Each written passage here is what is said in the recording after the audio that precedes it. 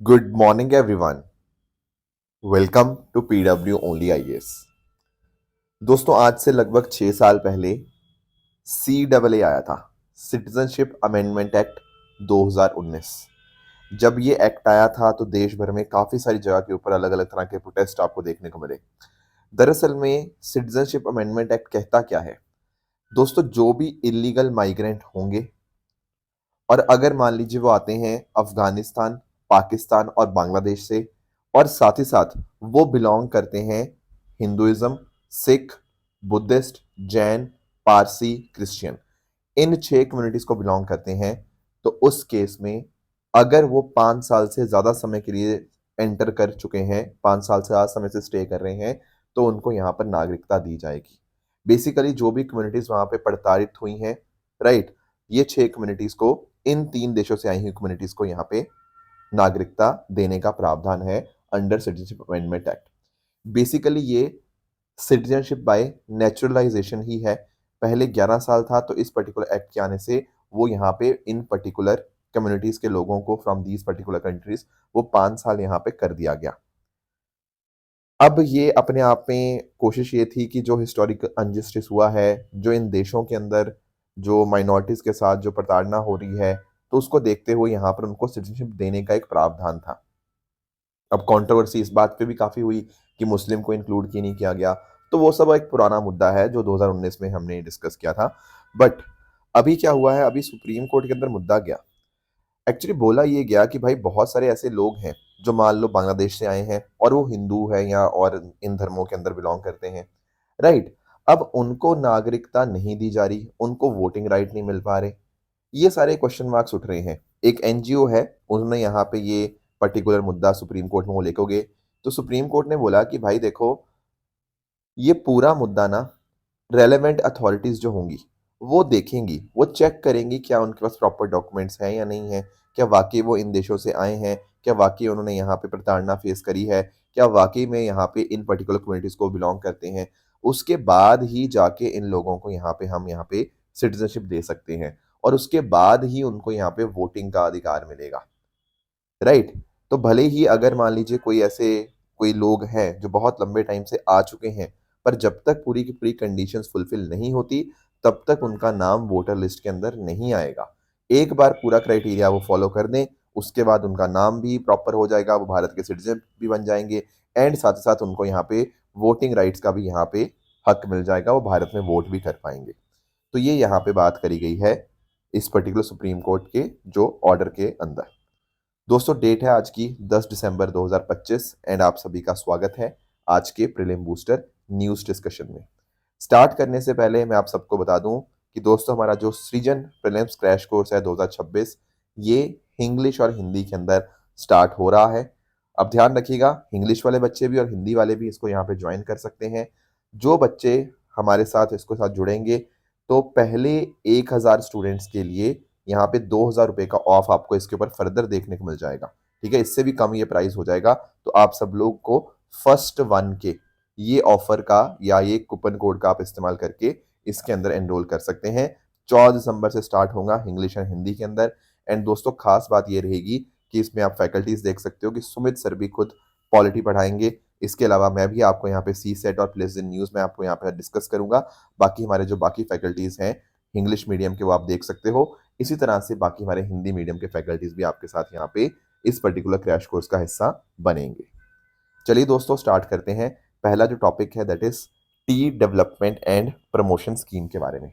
इसको अंडरस्टैंड करेंगे, पहले एक काम करते हैं, पहले चाय के बारे में थोड़ा सा पढ़ लेते हैं कि टी क्या है आखिर।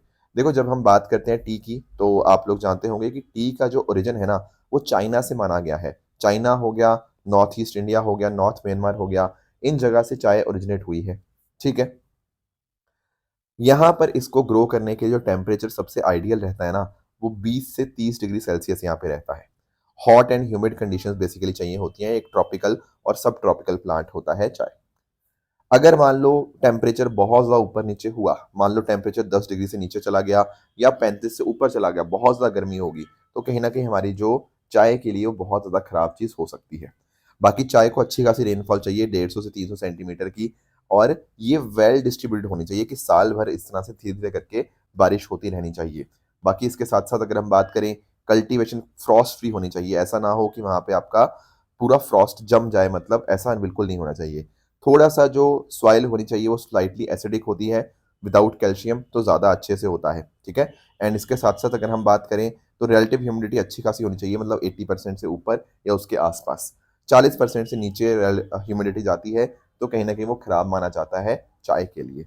अब बात करें भारत की, तो भारत दुनिया में दूसरा सबसे बड़ा प्रोड्यूसर है चाय का, आफ्टर चाइना। पर अगर हम बात करते हैं ब्लैक टी की, तो ब्लैक टी में भारत पहले स्थान के अंदर आता है।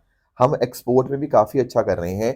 2024 के अंदर हमने 255 मिलियन किलो एक्सपोर्ट किया चाय, और इस तरह से कीनिया के बाद अब हम दूसरे नंबर पे हैं इन द हाईएस्ट एक्सपोर्टर। पहले श्रीलंका हुआ करता था, पर भारत ने श्रीलंका को अब पीछे छोड़ दिया है। पर आप ध्यान में दें कि मेजर जो हम चाय एक्सपोर्ट करते हैं ना, वो ब्लैक टी है। 96% तो सिर्फ और सिर्फ ब्लैक टी ही हम एक्सपोर्ट करते हैं। और इसमें भी जो मेजर रोल है प्रोडक्शन के अंदर, वो असम का है। असम 55% भारत की चाय प्रोड्यूस करता है। असम वैली, कचार जो डिस्ट्रिक्ट हो गया, वहाँ पर खूब चाय प्रोड्यूस होती है। इसके अलावा वेस्ट बंगाल में आप लोग जानते होंगे जो दार्जिलिंग है, वो भी एक बहुत इंपॉर्टेंट जगह बन जाती है इसकी चाय की प्रोडक्शन के लिए। कुछ प्रोडक्शन साउथ इंडिया से भी होती है, जैसे तमिलनाडु, केरला, कर्नाटका 17% ये भी कंट्रीब्यूट करते हैं। साथ ही साथ भारत में चाय लोग पीते भी बहुत ज़्यादा हैं। सुबह, दोपहर, शाम, रात, कभी भी टाइम हो, चाय तो पीनी ही पीनी है। तो 80% हम जो प्रोड्यूस करते हैं ना, वो हम भारत में ही हम कंज्यूम कर लेते हैं। तो भारत बहुत बड़ा कंज्यूमर भी है चाय का, ठीक है। अभी यहाँ पे बात पता क्या हुई? अभी बात हुई दोस्तों एक पर्टिकुलर स्कीम के बारे में। ये स्कीम है T development and promotion scheme. दरअसल में जो स्कीम है 2021 से 2026 के बीच की ये स्कीम है, मतलब इन 5 सालों के लिए चलेगी। और ये टी बोर्ड ऑफ इंडिया की एक स्कीम है, जिसके माध्यम से हम चाय का प्रोडक्शन, प्रोडक्टिविटी ये सब बढ़ाना चाहते हैं। कोशिश हमारी यही है कि भारत के टी एक्सपोर्ट और ज़्यादा बेहतर हों। हमारे जो छोटे-छोटे चाय लगाने वाले ग्रोअर्स हैं, उनको हम उनकी बार्गेनिंग पावर को हम बढ़ाएँ, उनको self help groups, farmer producer organisation, cooperatives वगैरह के अंदर यहाँ पे इकट्ठा करें, और उनको यहाँ पे हम ज़्यादा पावर देने की हम यहाँ पे कोशिश करें। इसके साथ ही साथ हमारी कोशिश यही है कि इसमें टेक्नोलॉजी के माध्यम से हम प्लांटेशन को और बेहतर बनाएँ, ठीक है? उनको अपना प्रोडक्ट बेचने के अंदर कोई दिक्कत ना आए, मार्केटिंग, स्टोरेज, ट्रांसपोर्टेशन, इन सबको फैसिलिटेट किया जा रहा है। साथ ही साथ जैसे मैंने आपको बताया, self help groups, farmer producer organisation बनवाई जा रही हैं। इसके अलावा गुड एग्रीकल्चर जो प्रैक्टिसेस होती हैं ना, कि कैसे अपनी चाय को अच्छे से हमें यहाँ पे प्रोड्यूस करना है, वो प्रैक्टिसेस लोगों तक यहाँ पे पहुँचाई जा रही हैं। उनको ट्रेनिंग यहाँ पे प्रोवाइड दी जा रही है। साथ ही साथ अगर हम बात करें R&D के ऊपर फोकस है, तो इस तरह से आप नोटिस कर पाओगे मेजर फोकस जो असम के अंदर रहा ना, तो इस तरह से टोटल 150 करोड़ के आसपास मतलब एलोकेट था, उसमें से 98% हमने यहाँ पे उसका यूटिलाइजेशन कर लिया है, राइट। एंड काफ़ी अच्छा ये स्कीम ने परफॉर्म किया है। ये डेटा आपको याद करने की ज़रूरत नहीं है, बट आई होप आप समझ गए होंगे इसका मतलब। अब ये जो पर्टिकुलर स्कीम है ना, ये स्कीम इम्प्लीमेंट की जा रही है by tea board of India. हाँ जी, टी बोर्ड ऑफ इंडिया अपने आप में एक स्टैट्यूटरी बॉडी है। एक्चुअली पहले पता क्या होता था? पहले एक इंडियन टी सेस बिल था 1903 का। बाद में आगे जाके क्या पता क्या होता है, 1953 आज़ादी के बाद हम टी एक्ट लेकर आते हैं, एंड उसके माध्यम से टी बोर्ड को एक स्टैट्यूटरी बॉडी के तौर के ऊपर हम यहाँ पे काम करना वो 1954 में शुरू कर देता है। इसके हेडक्वार्टर आपको कोलकाता, वेस्ट बंगाल में देखने को मिल जाएंगे। भारत की पूरी टी इंडस्ट्री को रेगुलेट करने की, उसको प्रमोट करने की जिम्मेदारी टी बोर्ड ऑफ इंडिया की ही है, ठीक है। तो भारत में कितना चाय प्रोडक्शन हुआ, quality control, research and development, export, मदद करना टी वर्कर्स की, वो सारा काम यहाँ पे टी बोर्ड ही देखता है। और ये जो टी बोर्ड है, ये आता है under the ministry of commerce and industry. तो ये कुछ बातें थी चाय के बारे में जो आपको यहाँ पे क्लियर होनी चाहिए। नेक्स्ट आते हैं दोस्तों अगले टॉपिक पे, that is Antarctic ozone hole. थोड़ा इसको भी डिटेल में अंडरस्टैंड करना है, हर एक मुद्दा इसके साथ आपको क्लियर हो जाएगा। दोस्तों आप सब लोग ओजोन लेयर के बारे में जानते होंगे। बेसिकली आप लोगों ने अपनी एटमॉस्फेयर की लेयर्स तो पढ़ी होंगी। सबसे पहले आती है ट्रोपोस्फेयर, फिर ट्रोपोस्फेयर के बाद आती है स्ट्रेटोस्फेयर। अब स्ट्रेटोस्फेयर के अंदर ही ना आपकी एक हिस्सा है जिसको, मतलब जहां पर आपको ओजोन देखने को मिलती है। बेसिकली ये मोस्टली आपको 15 से 35 kilometre above the earth surface के ऊपर आपको ओजोन देखने को मिल जाएंगी। देखो ये होती है आपकी गुड ओजोन। बैड ओजोन कौन सी होती है फिर सर? बैड ओजोन वो ओजोन होती है जो आपकी ट्रोपोस्फेयर पे होती है, उसका वो तो खराब चीज है। ये जो अच्छी वाली ओजोन है ना, ये स्ट्रेटोस्फेयर में आपको देखने को मिल जाएगी 15 से 35 kilometre above the earth surface, ठीक है। और इसका काम यही है कि हमें जो हार्मफुल यूवी रेडिएशन होता है ना, उससे हमें ये बचाती है, ठीक है। तो इस वजह से ओजोन हमारे लिए बहुत फायदेमंद है, ठीक है। पर एक्चुअली अगर हम बात करें ना, ये ओजोन ना डिप्लीट होती रहती है। डिप्लीट मतलब कहीं ना कहीं ये खत्म होती जा रही है, इसकी जो विड्थ है वो एक तरह से कम होती रही है। क्यों? क्योंकि ओजोन डिप्लीटिंग सब्सटेंसेस होते हैं कुछ, जैसे फॉर एग्जांपल क्लोरोफ्लोरोकार्बन, आप सबने सीएफसी का नाम सुना होगा, right?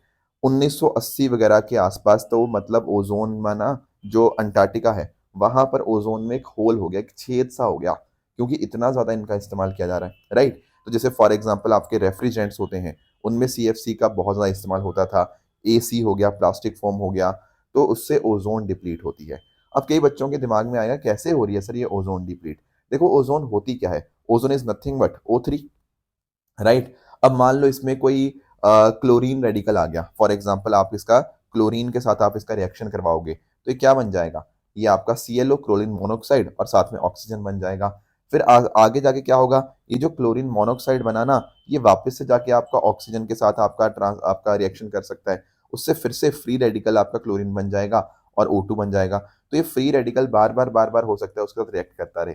That is a possibility. और सिर्फ क्लोरीन की नहीं, ऐसे और भी आपके इस तरह के रेडिकल्स हो सकते हैं, हाइड्रोक्सिल रेडिकल हो सकते हैं। तो उससे क्या होता है? ओजोन का डिप्लीशन होता रहता है, जो O3 है वो टूटती रहती है, and that is why ozone gets depleted. इसके अलावा हाइड्रोक्लोरोफ्लोरोकार्बन हो गया, ये केमिकल्स भी ओजोन को डिप्लीट करते हैं, पर थोड़े से कम हार्मफुल होते हैं एज कम्पेयर टू CFCs। उसके अलावा हाइड्रोब्रोमो, ये ब्रोमीन वाले जो होते हैं ना, उसके पास वर्ड आया ब्रोमो, तो ये भी ओजोन डिप्लीट करते हैं। उसके साथ साथ अगर हम बात करें हेलॉन्स की, ये आपके फायर एक्सटिंग्विशर के अंदर होते हैं, जो आप लोगों ने देखे होंगे। जब आग लगती है तो जला आपका आग बुझाने के काम आते हैं ना, तो उसमें भी जो मेजर गैसेस होती हैं वो आपके ओजोन डिप्लीटिंग सब्सटेंस को मतलब होती हैं। इसके अलावा मिथाइल ब्रोमाइड हो गया, इसको पेस्ट कंट्रोल के अंदर इस्तेमाल किया जाता है। कार्बन टेट्राक्लोराइड CCl4 जो होता है, ये भी अपने आप में बहुत हार्मफुल होता है, ये भी फायर एक्सटिंग्विशर के अंदर इस्तेमाल किया जाता था। इसके अलावा मिथाइल क्लोरोफॉर्म हो गया, ठीक है? तो ऐसे बहुत सारे आपके ओजोन डिप्लीटिंग सब्सटेंसेस हैं, ठीक है?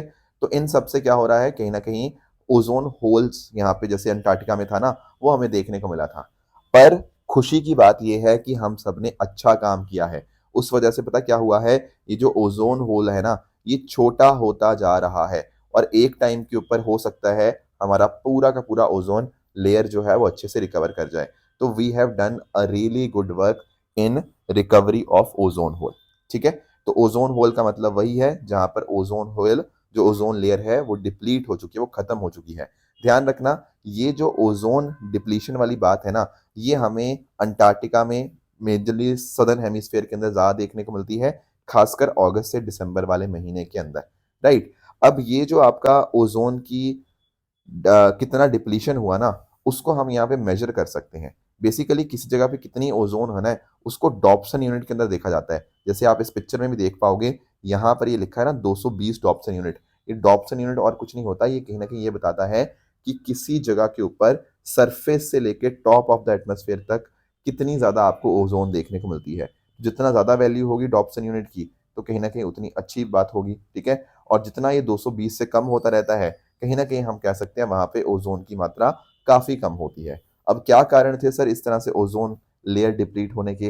पहला तो मैंने आपको बता ही दिया, जो आपके ODS, जो ओजोन डिप्लीटिंग सब्सटेंसेस, अभी इतने सारे पीछे पढ़ के आए ना हम लोग, कार्बन फ्लोरोकार्बन हो गया, सॉरी क्लोरोफ्लोरोकार्बन हो गया, हेलॉन्स, CCl4, मिथाइल क्लोरोफॉर्म, हाइड्रोक्लोरोफ्लोरोकार्बन, ये सब की वजह से कहीं ना कहीं ओजोन लेयर डिप्लीट हो रही थी। इसके अलावा अगर हम बात करें तो ये जो ओजोन डिप्लीटिंग सब्सटेंसेस होते हैं, ये बहुत लंबे समय तक एटमॉस्फेयर के अंदर रहते हैं, एंड ये इम्पैक्ट करते हैं। इसके अलावा एक बहुत बहुत इंपॉर्टेंट चीज है, that is polar stratospheric clouds. देखो इसके ऊपर क्वेश्चन ऑलरेडी आ चुका है। अगर मान लो जैसे बहुत ठंडा टेम्परेचर रहता है अंटार्कटिका के ऊपर, उस वजह से क्या होता है, पोलर स्ट्रेटोस्फेरिक क्लाउड्स यहाँ पे फॉर्म होते हैं। अब ये जो भी हमने रिएक्शन पीछे डिस्कस करे ओजोन डिप्लीटिंग सब्सटेंसेस के, उनको होने के लिए कोई आपका सरफेस चाहिए, तो वो सरफेस और कोई नहीं, वो पोलर स्ट्रेटोस्फेरिक क्लाउड ही यहाँ पे एक तरह से एक्ट करते हैं, जिस वजह से ओजोन डिप्लीट होती रहती है। इसके अलावा कोई वॉल्केनिक eruption वगैरह होती है, इससे भी टाइनी पार्टिकल्स एटमॉस्फेयर में, स्ट्रेटोस्फेयर में आते रहते हैं, उससे केमिकल रिएक्शन और तेजी से होते हैं, उससे ओजोन और तेजी से डिप्लीट होती रहती है। पर दुनिया ने दोस्तों अच्छा काम किया है ओजोन डिप्लीशन को खत्म करने के लिए, और इस वजह से हम सक्सेसफुल भी काफी हद तक रहे हैं। For example Vienna convention 1985, very very important. देखो ये तो वियना कन्वेंशन है जहां पर आपके यूएन मेंबर स्टेट्स ने बोला कि हाँ भाई ओजोन लेयर डिप्लीट हो रही है, अब हम साथ मिलकर काम करेंगे। पर ये तो एक कन्वेंशन थी। इसका जो प्रोटोकॉल आपको देखने को मिलता है that is your Montreal protocol. ठीक है, यहाँ पे बात करी गई कि वो सब्सटेंसेस जो डिप्लीट कर रहे हैं ओजोन लेयर को, यहाँ पर हम बाइंडिंग कंट्रोल करेंगे। ठीक है ना, कि हम अपने यहाँ पे टारगेट लेके चलेंगे कि जो इस तरह के सब्सटेंसेस हैं इनको हम यहाँ पे खत्म करें, इनकी जगह जो और सेफर सब्स्टिट्यूट्स हैं वो लेकर आएं। जैसे फॉर एग्जांपल कार्बन, क्लोरोफ्लोरोकार्बन को हमने हटाकर हम मूव किए हाइड्रोक्लोरोफ्लोरोकार्बन, फिर आगे जाके हाइड्रोफ्लोरोकार्बन की तरफ मूव किए, क्योंकि हम चाहते थे कि ओजोन डिप्लीट भी ना हो और ग्रीन हाउस गैसेस का एमिशन भी कम से कम हो। सिमिलरली किगाली अमेंडमेंट है 2016 का। ठीक है, ये मॉन्ट्रियल प्रोटोकॉल को ही अमेंड करता है। यहाँ पर हमने हाइड्रोफ्लोरोकार्बन्स को हमने फेज डाउन करने की यहाँ पे कोशिश करी है, ताकि क्लाइमेट चेंज के ऊपर भी इम्पैक्ट कहीं ना कहीं कम आए। तो इस तरह से आप नोटिस कर पाओगे भारत ने बहुत सारे एफर्ट्स लिए हैं। फॉर एग्जाम्पल एक तो वियना कन्वेंशन और मॉन्ट्रियल प्रोटोकॉल, इनको तो हमने साइन किया ही किया। उसके अलावा अगर हम बात करें ओजोन डिप्लीटिंग सब्सटेंस रूल 2000 हमने बनाए, राइट, जिसके माध्यम से ओजोन डिप्लीटिंग सब्सटेंसेस का इस्तेमाल करना देश में प्रतिबंध कर दिया गया। फिर इसके अलावा ओडीएस ओजोन डिप्लीटिंग सब्सटेंसेस को फेज आउट किया गया, जैसे सीएफसी को हमने फेज आउट कर दिया। इसके अलावा अगर हम बात करें hydrochlorofluorocarbon phase out management plan, इसके माध्यम से कैसे स्टेप बाय स्टेप हम इनको फेज आउट करेंगे, वो बात हुई। फिर किगाली अमेंडमेंट को हमने यहाँ पे रेटिफाई किया भारत देश के अंदर भी, और इस तरह से भारत के अंदर एक ओजोन सेल भी ऑपरेट होता है under the ministry of environment and forest, जो कहीं ना कहीं यूएनडीपी के साथ मिलकर ओजोन को प्रोटेक्ट करने के अंदर काम करता है। तो ये सारी बातें हम ओजोन को प्रोटेक्ट करने के लिए काम कर रहे हैं। अगले टॉपिक पे आते हैं दोस्तों, दैट इज योर पहल डीबीटीएल स्कीम। देखो, राज्यसभा के अंदर ministry of petroleum and natural gas ने इन्फॉर्म किया कि बहुत सारे स्टेप्स लिए गए हैं ताकि जो हमारी पहल स्कीम है उसको हम और भी ज़्यादा सक्सेसफुल कर पाएं। देखो, आप सब लोग ना जानते होंगे पीएम उज्ज्वला योजना के बारे में, राइट। पीएम उज्ज्वला योजना ministry of petroleum and natural gas के अंतर्गत ही आती है। एंड इसके माध्यम से ना हमने क्या कोशिश करी कि एलपीजी कनेक्शन हम फ्री में यहाँ पे दे पाएँ। इससे महिलाओं के भी दिक्कत नहीं होगी, क्योंकि कई बार होता है ना कि चूल्हे के ऊपर हम यहाँ पे प्रोडक्शन कर रहे होते हैं या फिर बालना जो होता है लकड़ी का इस्तेमाल कर रहे होते हैं, उससे महिलाओं की सेहत के ऊपर बहुत बड़ा इम्पैक्ट आता है। तो इसीलिए हमने क्या स्टार्ट किया, हमने ये प्रधानमंत्री उज्ज्वला योजना हमने स्टार्ट किया। पर इट वॉज इम्पॉर्टेंट कि देखो उनको कुछ मदद मिले। तो वो सब तो था कि हाँ पहले सिलेंडर की कॉस्ट हम कवर करेंगे, हम उनको इंस्टॉलेशन भी फ्री देंगे, वो सारी चीज़ें थी।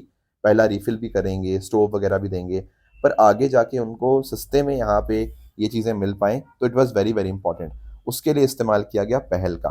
ठीक है, पहल इज़ व्हाट, प्रत्यक्ष हस्तांतरित लाभ। इसके माध्यम से क्या हुआ ना कि जो एलपीजी सब्सिडी थी वो डायरेक्टली लोगों के, जो भी एलिजिबल लोग होंगे, डायरेक्टली उनके अकाउंट में यहाँ पे जाएगी।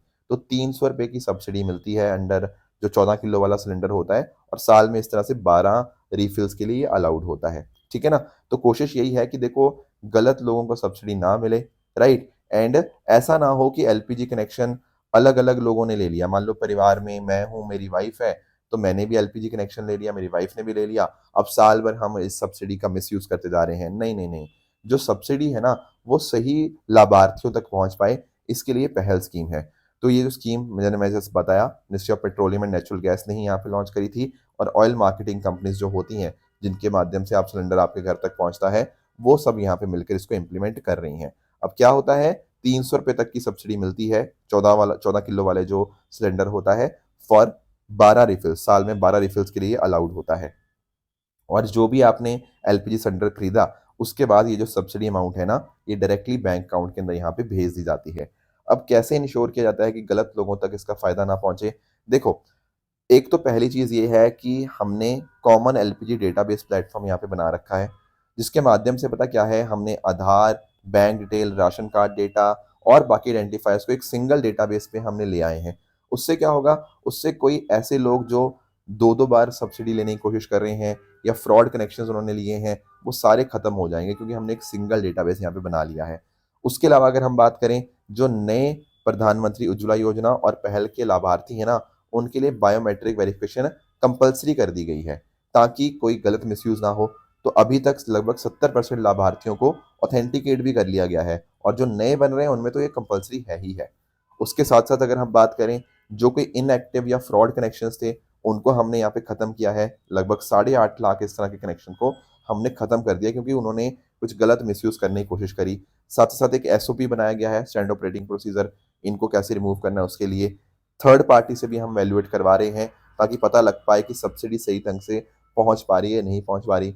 तो इस तरह से ना जो हमें कई बार दिक्कत आती थी कि सब्सिडी सही लोगों तक पहुँचनी चाहिए, उसको इंश्योर करने के लिए हमने ये सारे स्टेप्स यहाँ पे लिए हुए हैं। तो इफ़ेक्टिवनेस किसी स्कीम की कैसे इंश्योर करनी है, ये स्टेप्स आप वहाँ पर अपने आंसर्स में इस्तेमाल कर सकते हो। नेक्स्ट टॉपिक जो हमें डिस्कस करना है that is UK treasury sanctions on extremist. देखो अभी पता क्या हुआ, यूके ने क्या किया, यूके ने कुछ ऐसे लोगों के ऊपर सैंक्शन लगाए हैं जो भारत विरोधी एक्टिविटीज़ यहाँ पे कर रहे थे, एंटी इंडिया एक्सट्रीमिस्ट एंटिटीज़ के ऊपर। अब जैसे फॉर एग्जांपल आप नोटिस कर पाओगे, एक यूके ट्रेजरी का रेगुलेशन है, काउंटर टेररिज्म रेगुलेशन 2019। उसके माध्यम से अगर उनको लगता है कुछ इंडिविजुअल्स या कुछ एंटिटीज वो टेररिज्म के अंदर लिंक्ड है ना, तो उनके एसेट्स को यहाँ पे फ्रीज किया जा सकता है। उनके मान लो जो भी पैसा है या जो भी उनकी जायदाद है, उनके जो भी एसेट्स होंगे, उनके ऊपर एक फ्रीज लग जाएगा। तो कहीं ना कहीं फंडिंग रुक जाएगी उसके ऊपर, और वो इस तरह की एक्सट्रीमिस्ट एक्टिविटीज के अंदर पार्टिसिपेट नहीं कर पाएगा। तो बहुत सारे ऐसे लोग हैं जो भारत विरोधी एक्टिविटीज कर रहे हैं, तो यूके ने उनके ऊपर भी सैंक्शन लगाने का यहाँ पे निर्णय लिया है। भारत ने इस पर्टिकुलर सैंक्शंस का बहुत ही ज़्यादा समर्थन किया है। कहीं न कहीं देखो ये दिखाता है कि भारत और यूके के संबंध आज के समय बहुत बेहतर हो रहे हैं। भारत और यूके दोनों चाहते हैं कि दुनिया से जो टेररिज्म है, जो वायलेंट एक्सट्रीमिज़्म है, वो एक तरफ से खत्म हो। तो कहीं न कहीं इस तरह से दोनों देश मिलकर टेररिज्म को रोकने के लिए एक बहुत साथ में मिल-जुल कर काम कर रहे हैं, and that is a welcome step, right? ये कुछ टॉपिक्स हैं जो आज हमें डिस्कस करने थे। रही बात ट्रू एंड फॉल्स स्टेटमेंट्स की, यहाँ आपके सामने कुछ स्टेटमेंट्स हैं, इनको आप पढ़िएगा, बताइएगा इनमें से कौन-सा सही है, कौन-सा गलत है। साथ ही साथ जो मैंने आपको कल होमवर्क दिया था, एक था इन्विट्स के बारे में, तो यस, ये जो इन्विट्स के बारे में बात है कि सेबी रेगुलेट करता है, तो yes this is a correct statement.